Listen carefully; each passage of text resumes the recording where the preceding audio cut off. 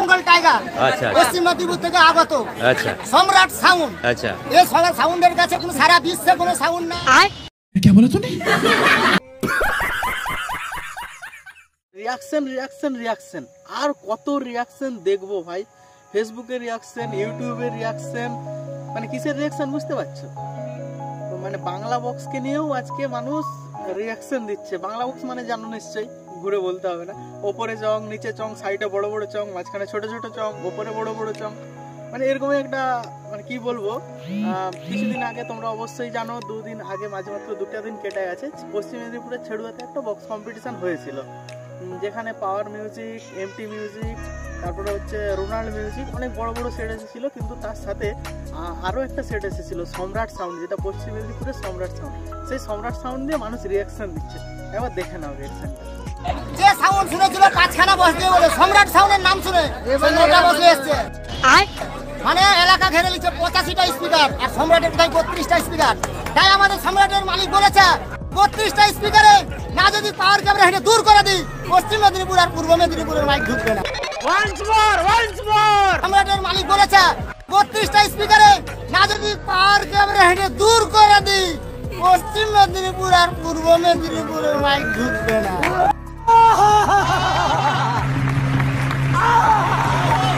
वाह दीदी, वाह दीदी, नहीं दीदी, वाह दीदी, दीदी, दीदी। রিয়াকশনটা কিরকম দিল মানুষ। আর পাওয়ার বক্স নিয়েও কিছু রিয়াকশন দিয়েছে। পাওয়ার বক্সের রিয়াকশনটা অবশ্যই তোমরা দেখে নাও।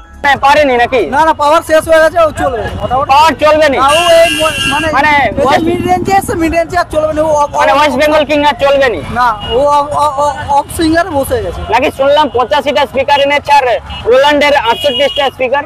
হ্যাঁ দেখাচ্ছে তো, সেটা বড়, মানে বেশি স্পিকার নিয়ে বাজাতে পারেনি ঠিক মতো। তো কি বলো, পাওয়ার কি একদম শেষ হয়ে গেল? পাওয়ার একবারই শেষ, একদম শেষ, ব্যান্ডেও চলবে না। আচ্ছা, তোমার তাহলে ফার্স্ট রোল্যান্ড। অনেকে বলছে, অনেক বন্ধু আমার যারা ফ্রেন্ড আছে, অনেকে বলছে যে কম্পিটিশনটা একটা বড় মাপের কম্পিটিশন, এবছরের সর্বশ্রেষ্ঠ কম্পিটিশন। আরে কি বলো বন্ধু, এই তো সবে শুরু। 2024 সাল তো এই শুরু হয়েছে। এখনই যদি বলো বর্ষের মানে এই বছরের সব থেকে বড় কম্পিটিশন, তোমরা কিন্তু ভুল করছো। এরপরেও কিন্তু অনেক বড় বড় কম্পিটিশান আছে। হ্যাঁ, পশ্চিম মেদিনীপুরে তো আছেই, তার সাথে পূর্ব মেদিনীপুর, মানে অনেক পাশাপাশি সমস্ত এরিয়াতে অনেক বড় বড় কম্পিটিশান আছে। এইটুকু দেখেই এরকম বললে হবে যে এটাই সব থেকে বছরের বড় কম্পিটিশান? না বন্ধু, না, একদম ভুল করছো। আরও অনেক বড় কম্পিটিশান আছে, সেগুলোর জন্য আমাদের ওয়েট করতে হবে অবশ্যই।